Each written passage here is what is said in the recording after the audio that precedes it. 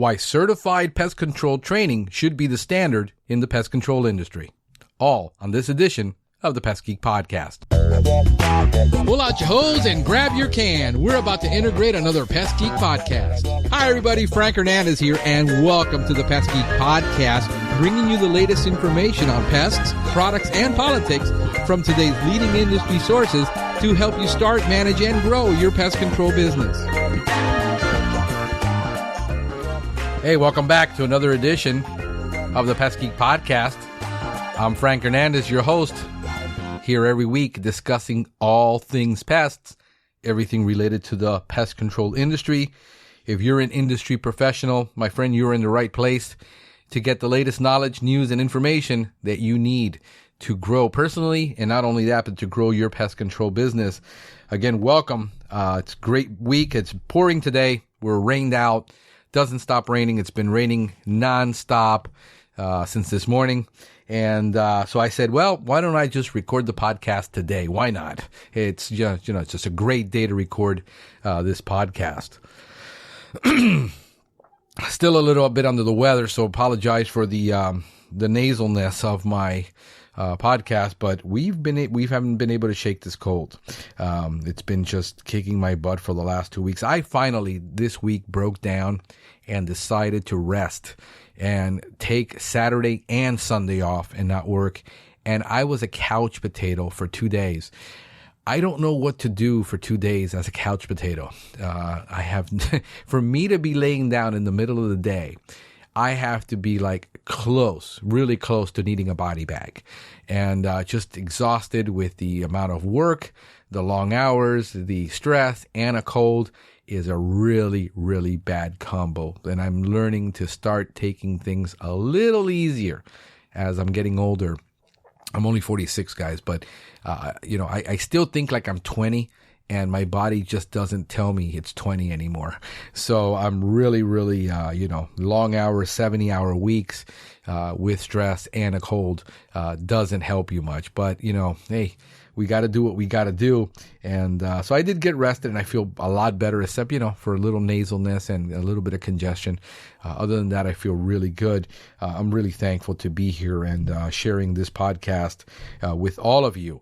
Especially all of you who are contributing to the podcast in one way or another, either through your information, your advice, your talent, your comments, your questions, your Facebook likes, your Facebook comments. Just thank you so much for everything you guys do for this podcast, and it's really vital that it stays on the air, that it does well, and that it helps the industry grow, especially the small, independent, and the techs that are out there doing the work every day, making this happen. I want to thank Mark Fagan.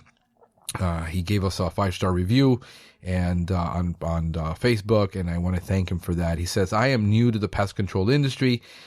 The Pest Geek Podcast has been a huge help in me getting my business started. I really enjoy the business and culture-oriented shows. Always look forward to a new show. Thank you. Thank you so much for that, for following us and for the comments.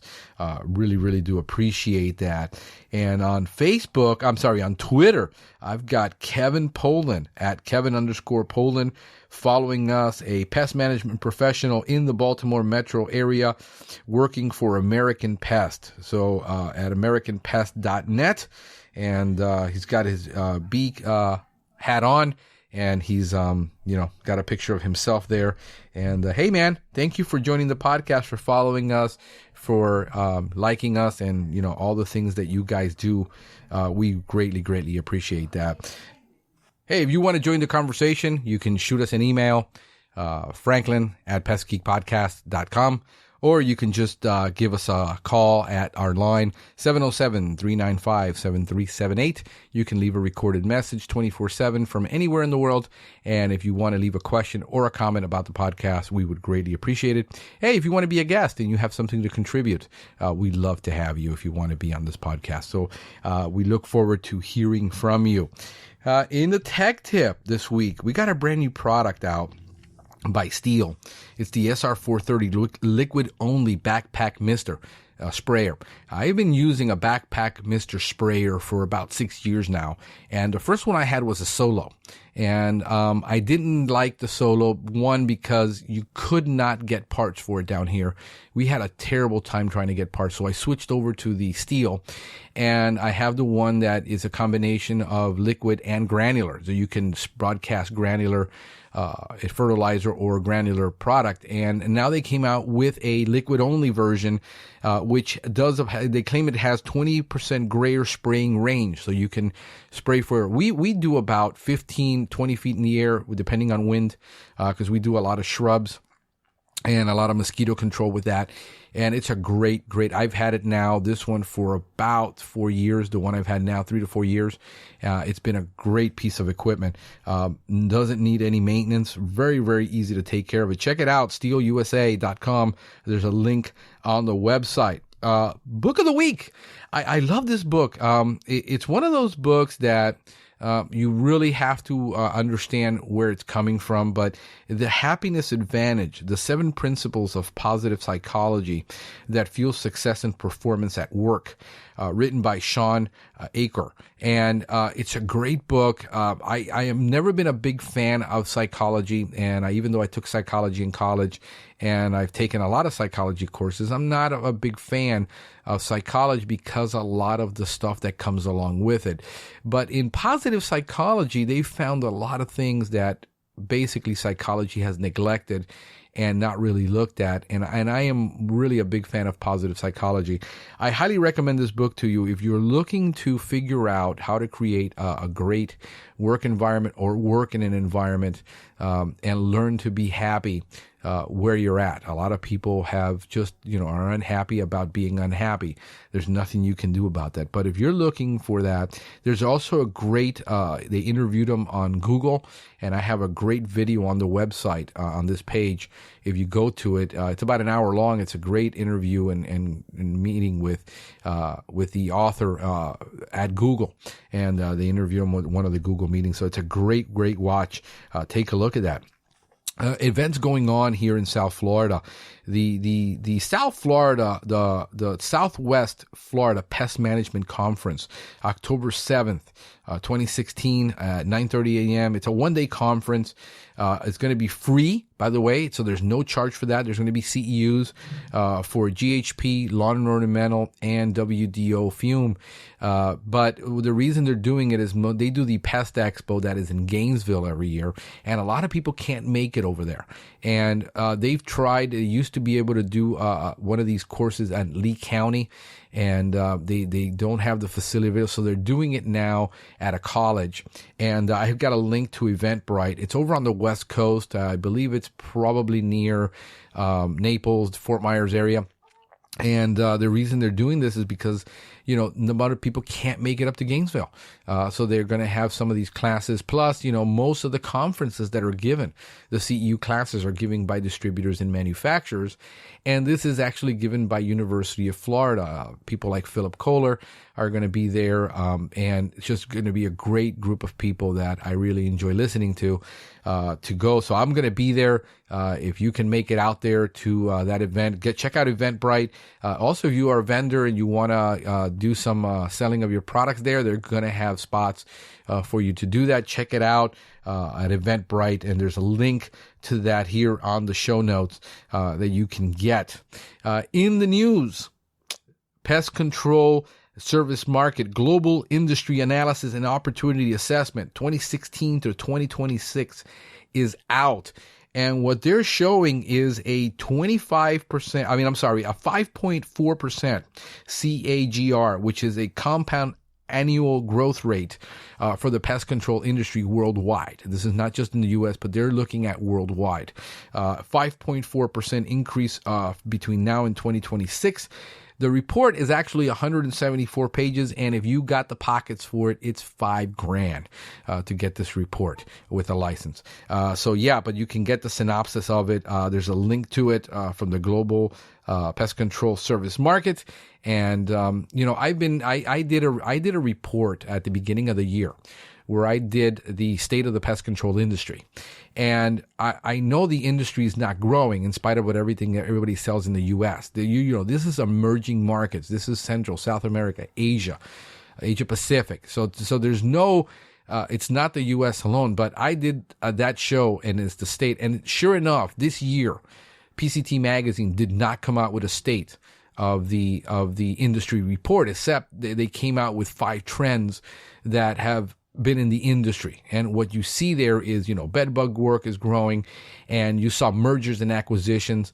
And I called it right before, right at the end of the year in January, this year in January, where they didn't do a growth for the state of the industry. They have old data from saying the industry is going to grow a certain percentage in the U.S. between now and 2026, but that has been revised by the Bureau of Labor Statistics, where they're not expected to grow that industry, and they actually downgraded it. So most of the business that you're getting, if you're look at where you're getting your customers, they're not new customers. These are not new homeowners. These are not people who haven't bought pest control before. Most of your business, you're either getting it because they're dissatisfied with what they currently have, or they're looking for a lower price and you're the lower price guy.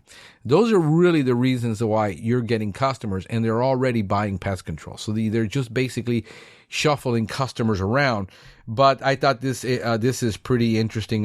We've said 3% growth rate a year, but they didn't revise that last year. Go look at it. Go look for it. You'll see you're not going to find it. The data that they have in their market opportunity for their media kit, that data is way old. It's not even accurate as far as the growth of the market.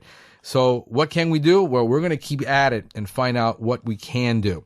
I wish I was at ICE this last couple of weeks, or this week. I think ICE was the International Congress of Entomology here in Florida, and they had a Zika symposium, and they recorded that symposium. By the way, it's about 100 minutes long. I got a video to it. You can watch it here on our webpage at pestgeekpodcast.com. Watch the video. Very good information of history of Zika and what they found. And if you want to know everything about Zika, that 100-minute video was going to tell you everything you need to know about the history of it, what's going on, where they at, what's the technology they're looking at. Very, very good, video. And from our friends at Entomology Today, we got 8 new stiletto fly species discovered in Australia. This is the first new genus called Siderena, which is derived from the Greek sideros, meaning iron. The new genre of Australian stiletto flies, which is in the order of Diptera. There's an actual study on that where they found it, and they've actually created a new genus for it. And we've got the article from Entomology Today and also from Zookeys, where they got the actual study. And also, researchers discover 4 new mite species living inside ibis and spoonbill feathers. These are birds, and they found these mites living inside the feathers. These are brand new, and the studies show that the siren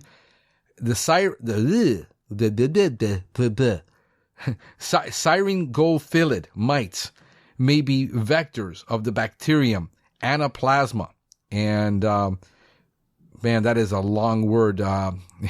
Phagocytophilium pathogen that can cause symptoms similar to Lyme disease. This has been found in 480 species of birds across 24 of the 30 orders of birds. And most species of mites in this family were first described only very, very recently. So, guys, get informed on what's going on with that, because, it affects a large amount of birds, and people don't understand what may be going on to them, and you're probably the guy that can help explain it to them if they're getting... I've gotten bird mites before working inside palm trees and under palm trees, and we were trimming palm trees, and let me tell you, man, it's not pleasant when you get hit with that. They get into your skin, and it's irritating, and it's just a mess. So this is the first record of this mite parasitizing in spoonbills, and there's a link to that from the Oxford Journal of Medicine. And right now it's an unlocked report. You can get it for free. So I suggest you download that one before they pull it and make you pay for it. So go out there and get that now. And I wanted to get to my main topic.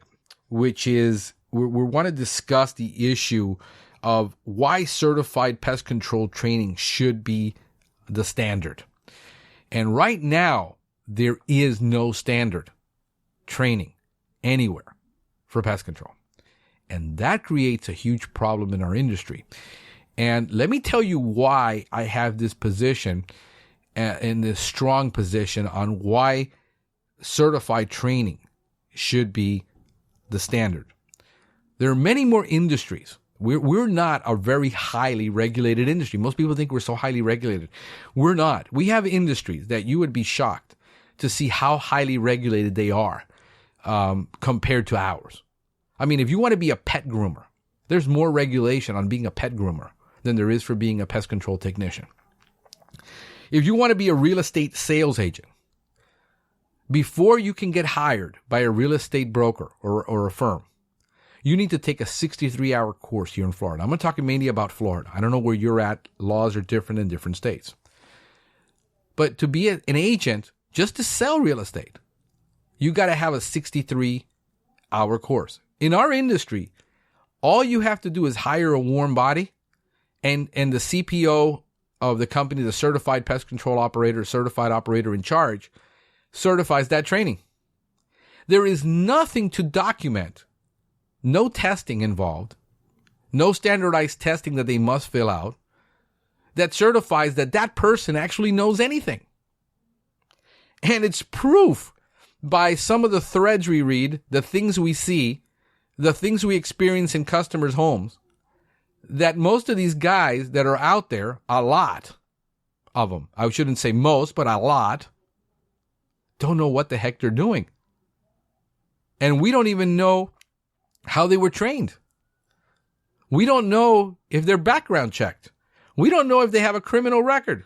We don't know who's coming into people's homes. And what you find in the industry is that there is really no respect by most customers for pest control people, thinking they can do the same job we can. It's evident by only 20% of homeowners ever buy pest control services. 80% do it themselves. Second, you walk into a home and the guy already went to Google and is telling you what you have. You know, I got people telling me they got this and they got that. And I look at it and I said, that ain't what you have. People telling me they got a fungus on their lawn and it's chinch bugs. People telling me they got a fungus on their plants and they have sooty mold from scale. I go into a house and he tells me, I got palmetto roaches. Really? Are they on the 826 palmetto? We've got water bugs. And, what do you have is a water bug. They think that they know more than us. I mean, I can just see when they call the electrician to throw the wiring, telling him how he's going to do wiring. It ain't going to happen. Or when you call the air conditioning tech and you tell them, well, I Googled it. It's, I know it's the air compressor. I know it's a capacitor. I know it's a switch. I know what it is. Why didn't you change it yourself if you know all this? Nobody does that. And for some reason in the pest control, everybody thinks they're a pest control pro, including people that I interview, thinking, oh, well, I can do this and I can do, and they've never done pest control. They think that doing pest control is walking around with a spray can because that's everybody's idea of what pest control is. The brand of the B&G, if some people in this industry, this is going to honk some people off, all of a sudden the state took away compressed air spraying for broad spectrum spraying and broad spraying and just spraying baseboards, most of them would have to go back to Burger King because they wouldn't know what to do without their B&G and spraying a baseboard. I mean, the idea of a crack and crevice, the idea of baiting, the idea of using glue boards, the idea of using anything sealing is a foreign concept to some people in pest control. I'm not telling you, if they took away your B&G tomorrow, you wouldn't know what to do. And if you want to be in the insurance business, you want to sell insurance, there's two licenses you must get. Either the 440, which is a customer service. If you're going to answer the phone to be hired by an insurance agency, and you're going to answer the phone and you're going to answer questions about that policy, payments, any information about that policy, that the customer service rep is, they have to be licensed. They have to be certified. You got to take a course. You got to pay for that course. You got to take a test. And you got to pass that test by the state. And it's a state license. It's much harder to become a 220 full line general line insurance agent. $620 to $1,000 to take the course. Test may take 6 hours. It's 250 questions, I think. Most people can't even pass it. And here's what happens. Unless you really, really want to do this, you're not going to go through the trouble. People who go through the trouble to get license and certifications because they see an opportunity. Let me put it to you this way. This should be insulting to you if you're in the pest control industry. A nail technician has more certifiable training than you do. A nail technician. The sad part is that a nail technician, according to the Bureau of Labor Statistics, makes about $22,000 a year. Compare that to the average pest control technician making $36,000 to $60,000 a year doing pest control. The course that is required by the state of Florida to become a nail technician is 240 hours of schooling to become a nail technician. Let me put you through the paces here so you can get an idea. 4 hours of HIV/AIDS training. 25 hours in professional image. 25 hours on tips and wraps. 25-hour training on UV gel. 25 hours of liquid and polymer powder. 10 hours in nail fill. Nail disease and disorders. 25 hours. Infection control. Principles and practice. 25 hours.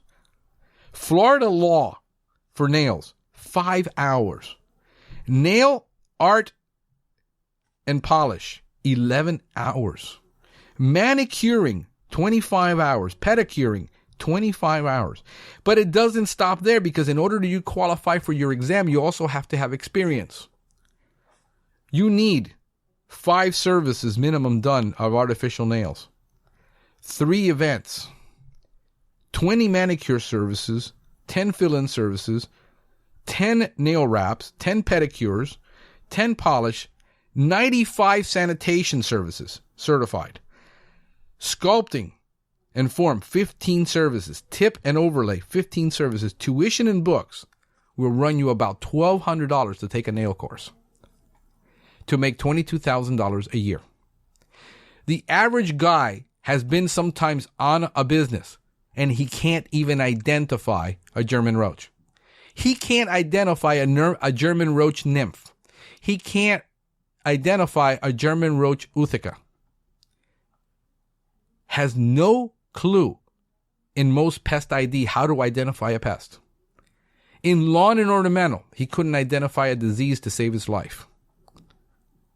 The training out there, it is so bad that literally you take a guy, you take him and you say, here is a gallon of bifenthrin, and this is called a B&G. And what you're going to do is you're going to mix an ounce of this product, and you're going to spray every baseboard. And you're going to spray the perimeter. And you do 2 feet up and 3 feet out. And you get in your truck and you haul butt out of there. That's your training in most places. Of course, I'm, being facetious. Or am I? I know some companies have superb training. I know a couple down here that are just amazing on their training. But it gets worse, because if you want to be a barber, hairstylist, or cosmetologist, it just jumps up to 1,200 hours of training before you can touch and get licensed and go work for somebody. You can't just show up at a shop and say, hey, I want to be a nail tech. I have experience. I know how to do nails. I've been doing nails for my sisters forever. Sorry, can't do it. You got to be licensed. We can hire a warm body off the street with nothing more than a high school education if he has it, and literally put him out on his own with a 3,000 to 5,000 pound vehicle carrying all kinds of chemicals, and he has no knowledge of that label, no knowledge of an SDS, no knowledge of what that pesticide does, and put him out, and he might be 6 months before he takes his first CEU training course mandated by the state, which is a joke most of the time. Can you imagine taking a CEU course where you have no verification that you learned anything?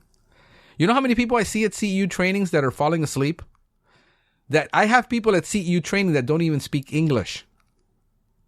And they're in an English-speaking CEU, because all it's required is that you show up, pay your money, take your certificate, and go home. You didn't understand a word that guy said. I have it. I see it here in Miami all the time. How long have you been in this? I just started with this company. Really? And you know what he's saying? I have no clue what he's saying. I don't speak English. Of course, I speak Spanish, so I can communicate. If you want to be a forklift operator, it requires OSHA training by Power Industrial Trucks, which is what is considered. You need OSHA certification to operate a forklift. You want to be a security guard. 40 hours of training for somebody who barely made it out of high school, probably doesn't even have a high school degree, doesn't have a GED. He still needs 40 hours of training to drive around in a little cart, walk around a property, mark a little box, and call the police if they see something suspicious.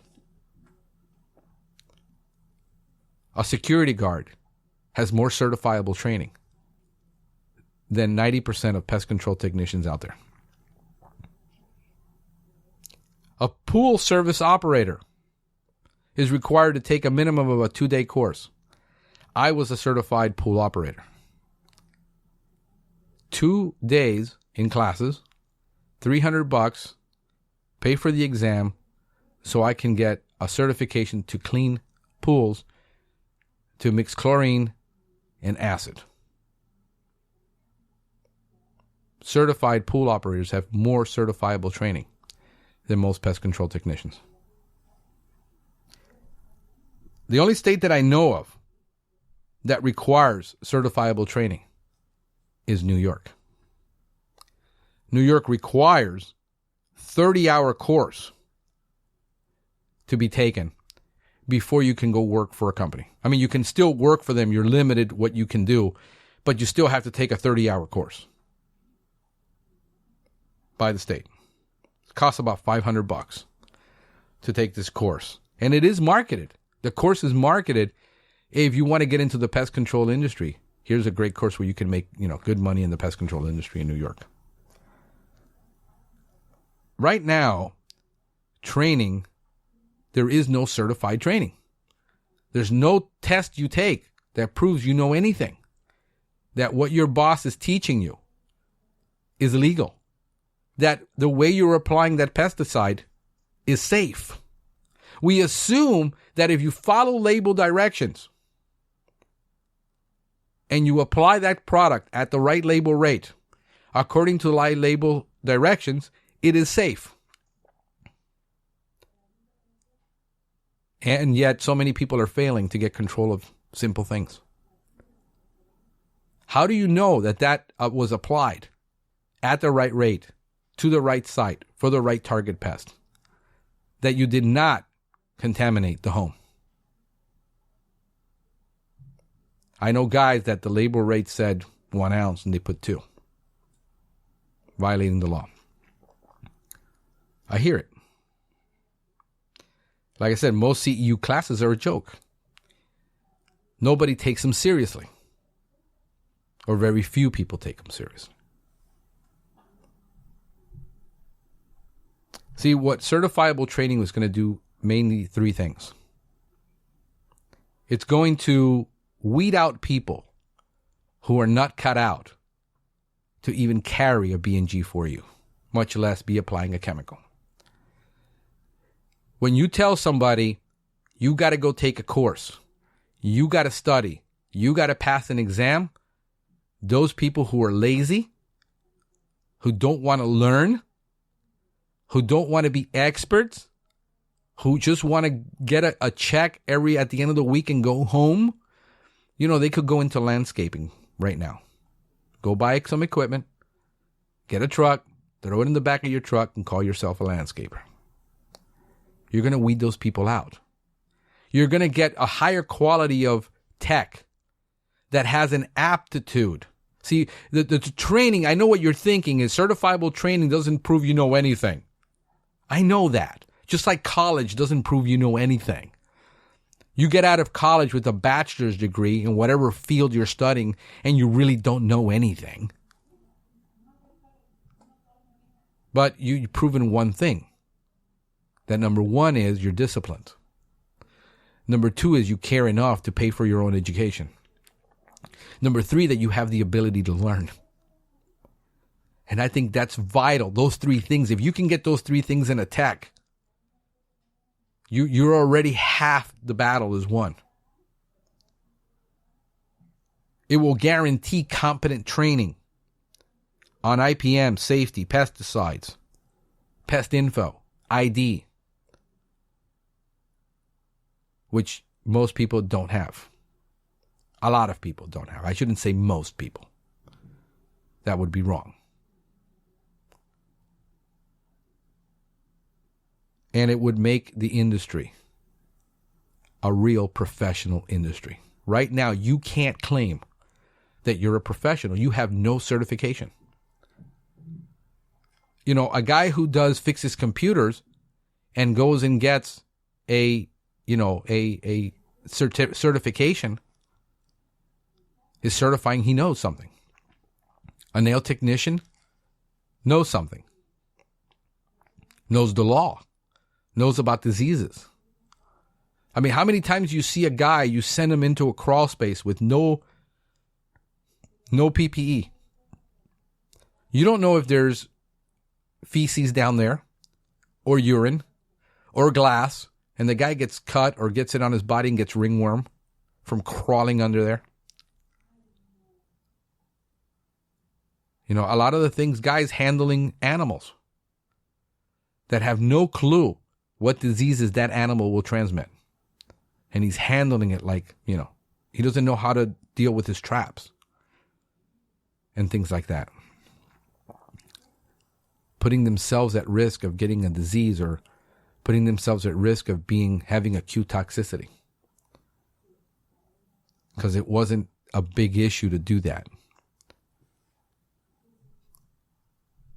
At a minimum, anybody who's going to be in this industry needs to know three things about the law. They need to know the FIFRA Act. If you don't understand the FIFRA Act, you need to understand this law. It should be taught to you before you touch a can of pesticide.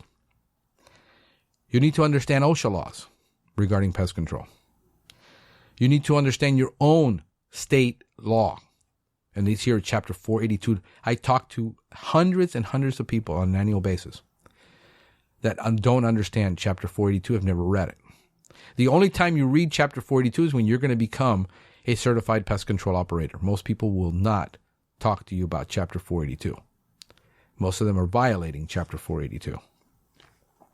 You need to know about pesticides. What do you need to know about pesticides? Well, you need to know about the pesticide classes. And do you, as a pest control person, want to be exposed to that? I think you should know the truth. You should know the facts before you go work for somebody telling you that a certain chemical is safe. I think you need to know that before you go work for somebody. I think you need to know about pesticide classes and mode of action and how they actually work to control a pest. Most people have never been taught that. I've got a podcast that I did on modes of action. Probably one of the most downloaded podcasts that we've ever done. Pesticide safety. Most of you will never receive that until you go to a CEU course, and most of it, it's just very superficial. Because you got to hear it every year. Nobody wants to hear it anymore. Do you know how to read a pesticide label? Do you know the words to look for?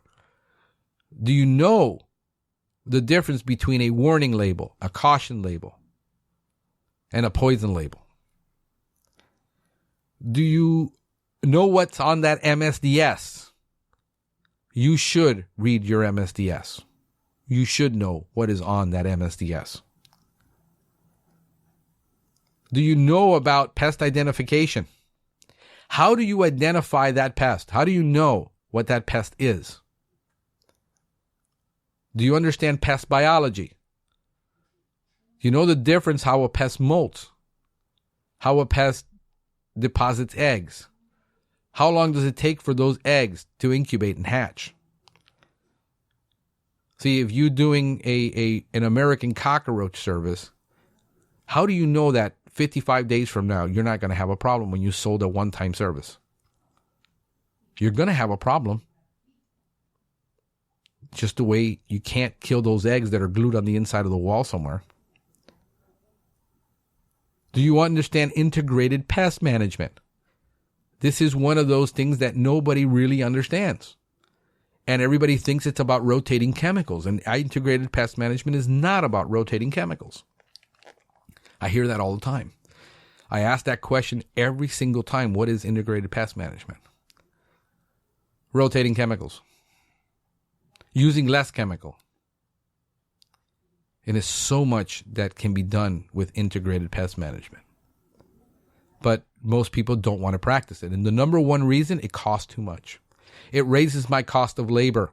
It raises my cost of goods. There's a difference between a spray jockey and a technician.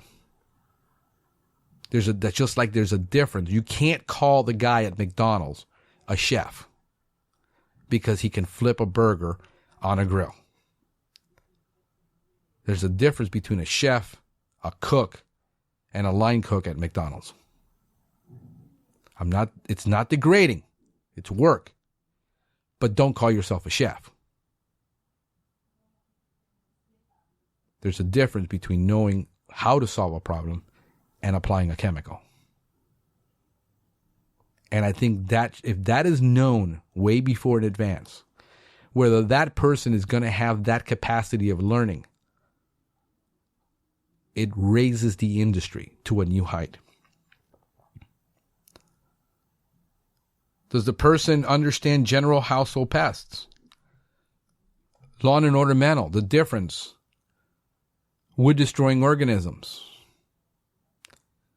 Diseases, bacterias. Plant nutrition. If you're going to be in those fields, I think it's nice to know. It's nice to know how do you identify one ant species from another ant species, a biting ant species from a non-biting ant species. Or a stinging ant species, I should say. Things that you need to know about dealing with birds and diseases before you get hired. And here's what will happen. You will get a person that has paid the price to learn, shows that he's willing to learn. And that's way more than you got right now with a lot of people who are not willing to learn. Who are not willing to invest in themselves. Because the boss won't invest in them. I think you will end up with training that at least you can say, I have a certified technician. That at least you know that person going in will know at least how to learn to do what he's doing. And lastly, here's the best part. Just like in any professional industry, right now, all of the liability falls on the company and on the CPO. And what if that technician who was out there applying a product illegally, the law fell on his lap? How many techs you think would be risking their license, risking their livelihood, risking jail, risking fines, if they knew that if they did something wrong, it'd be on them? It would raise the prices that you charge for pest control in the industry because you would have a true professional out there. It would raise what people were making in the pest control industry with all these shenanigans of all these pricing schemes that you have on commissions, on sales commissions, on production. You know, if I get paid on production work, I don't want to do something else that I'm not getting paid for. It's the only industry that I know, professional industry, that gets paid mostly on production work. Every other industry pays their people by the hour or salary, plus bonuses. But you have an industry that's plagued with people who, you know, I'm going to rush and get this done because I'm getting paid a percentage, and the faster I get it done, the faster I go home. What if the liability was deflected off of the owner and said, no, you don't apply it incorrectly. And if a technician knows now that what he's doing is illegal, because a lot of bosses tell their people to do illegal stuff and they don't even know it's illegal. You would have an industry of pros, just like you would have nurses and welders and engineers. You know, the pest control industry doesn't have a union, yet welders have unions, and they're welders. How much harder it is to weld than it is to do pest control? I'm sure there's specialty welding, but I learned to weld a pretty good weld very quickly with an arc welder. Electricians have unions. Pest control people seem to be like the bottom of the barrel in the industry. And yet we have all this responsibility, all this chemical that we need to know, all this biology, all this chemistry, all this math to do the job right. And it's almost like there's no respect for us. And I'm putting myself as an owner and a technician because I'm both. I represent the industry. I represent the people going out there trying to do the job. When I got a guy that, you know, we can't do apartments for $10 because there's guys out there doing it for $1 to $2 a unit for spray only. Owners don't see how they're going to be able to pay $10 a unit to do gel and baiting and IGR and add all these services and products to get the job done right when you got a guy selling, you know, he's, you know, the only thing we need to do, man, is to put a pole on that B&G so he can ride it through the apartment. Because he's a spray jockey. That's it. That's what he's buying. That's what the owner's buying. We would raise the quality. We would raise the industry. You know, here's a thought. There's Pest World is going on on the West Coast in Washington this week. I think it's this week or next week. Anyway, they sell. This is where I prove that the industry really doesn't care to learn and doesn't care to really teach people or really lift up the industry. They do an event all the way on the West Coast where they expect probably about 3,000 people to attend. It is estimated the industry has between 75 and 150,000 technicians. The Department of Labor says, the Bureau of Labor Statistics say 74,000, 75,000. The industry says 150,000 technicians. And you got 3,000. So that's less than 3%. That's less than 1% of the industry that's going to attend that conference. You're doing this mega conference for 1% of the industry. That's what it looks like. I mean, you 150, you got 3,000, 2.5%, somewhere around there. Still a very minute number. They will sell their CDs. Last year they sold the CDs for almost more than what the conference cost to attend, to fly there and, you know, attend. And the conference is like $500-$600. Why doesn't the National Pest Management Association that puts on this event get in the 21st century, record that conference Whoever wants to attend can attend. There's a certain camaraderie about joining a conference, being in a place with a couple thousand people, having that experience. I think it is vital. It is beautiful to be with 3,000 professionals that appreciate the industry and will pay that kind of money to go to an event. Mostly owners and mostly high-level executives and people at high-level companies. Very little of the little guy is going to attend that conference. Record that conference and put that entire course on Udemy. And you can buy that course on Udemy for $100 and get the whole, and get the entire industry educated. Why don't you put it on iTunes and sell that entire course? It's like 60 CDs. Who the heck is going to run around with 60 CDs in this day and age when everybody's got an iPhone?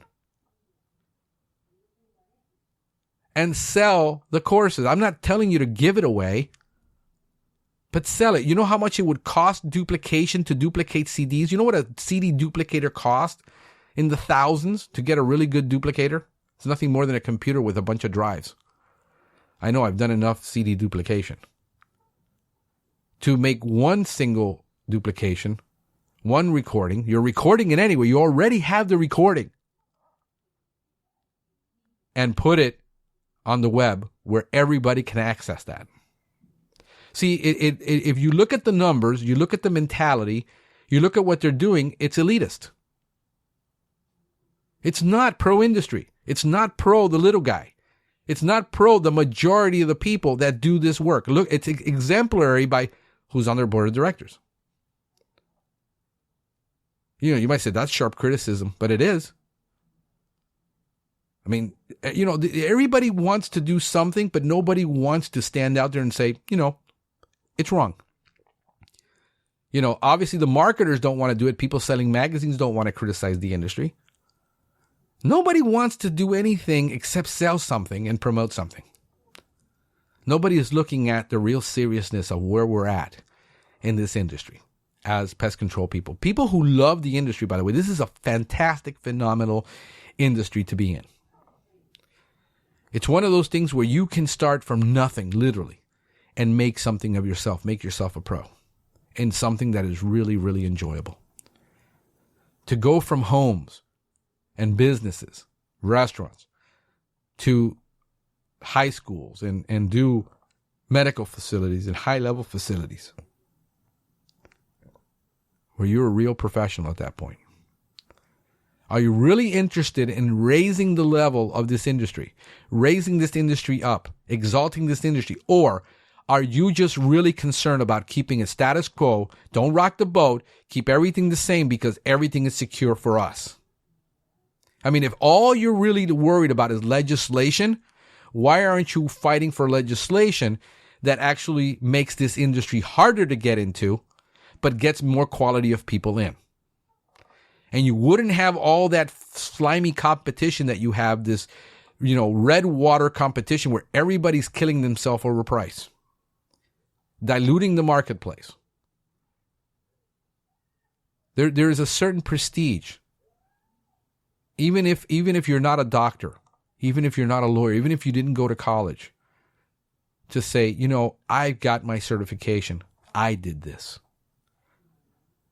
I can now take my family and give them a better life because I got this certificate. I can now go out and make $15 and $20 an hour, the same as a welder. I can go and make $25 an hour as a high-level technician, the same as an electrician can working for a company. The same thing a good plumber makes. I got plumber friends who are making $80,000 a year. That's in salary. That's not in work. Unless you're into termite, you can bring in $300,000 a year as a termite company as a single rep. Go try doing that with GHP. You can't do it. You can probably do it about half of that being a single rep with lawn and ornamental. $150,000 a year. Making $60,000, $70,000 maybe for yourself. You You can't do it with GHP. Too hard. The industry needs to change. The industry needs to change its mentality from that production mentality to where you compensate people so that they don't roll with the punches with you. What you do as a business owner is you force people to roll with the punches with you. If all of a sudden this week you did good, you got a good paycheck. Next week, you're in the toilet. Because you pay them on production only. And you're asking them to be your partners. Because literally they're working on a partnership with you when they're working on percentage. If your marketing effort sucks, they suffer. As a business owner, you should make your people have stability. As a business owner, give them stability. Give them the opportunity to make a decent income. Don't have them work 12, 13 hours a day to make ends meet. They should be working 40, 50 hours a week. If you're a high producer and you want to do that, that's your business. But certain people, working 60, 70 hours a week, 80 hours a week is ridiculous as an employee. I don't expect the same thing from my employees that I expect from myself. I have a certain level of expectations for me. Things that I want to achieve that might not be necessarily of my employees. And it shouldn't be. That's why they're employees. They're not business owners. There's nothing wrong with it. But understand the difference, that an employee thinks differently than a business owner. And what we want is for people to think just like us, because this is the way the industry has been. I think the industry needs change. I think if you believe what I believe, if you believe in change and progress and betterment for yourself and your family, then you can be part of what we're doing. You can be part of the Pest Geek Society. I got some stuff going on the Pest Geek podcast now. We've updated our membership page. And it's a free membership. We don't ask you to pay for it, but we ask you to become members. And you can comment on the stuff that we're going to be putting out. There's going to be special material available only for members.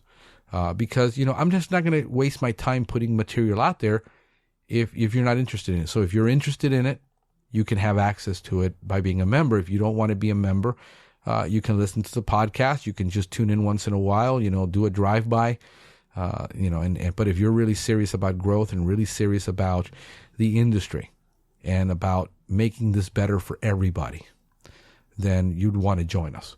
And you can go right now to pestgeekpodcast.com. There's a member section that we just added, and you can join. And it's been up there forever. It says you can join, but I haven't had the chance to work on that. And it's just because I haven't had the chance. I said, if I'm going to invest in something, I need to invest some time in. Everything that we do for this podcast requires a lot of time. So I thank you, folks. Thank you for your support. Thank you for the shout outs. Thank you for everything that you guys have done. And really, this is about the industry. It's about you. It's about mostly the little guy, the underdog. I've always been a rooter and a fighter for underdogs. I've worked for large companies, and that's why I don't work for large companies anymore. So thank you for the podcast. Thank you for listening. Until next time, hey guys, you have a great one.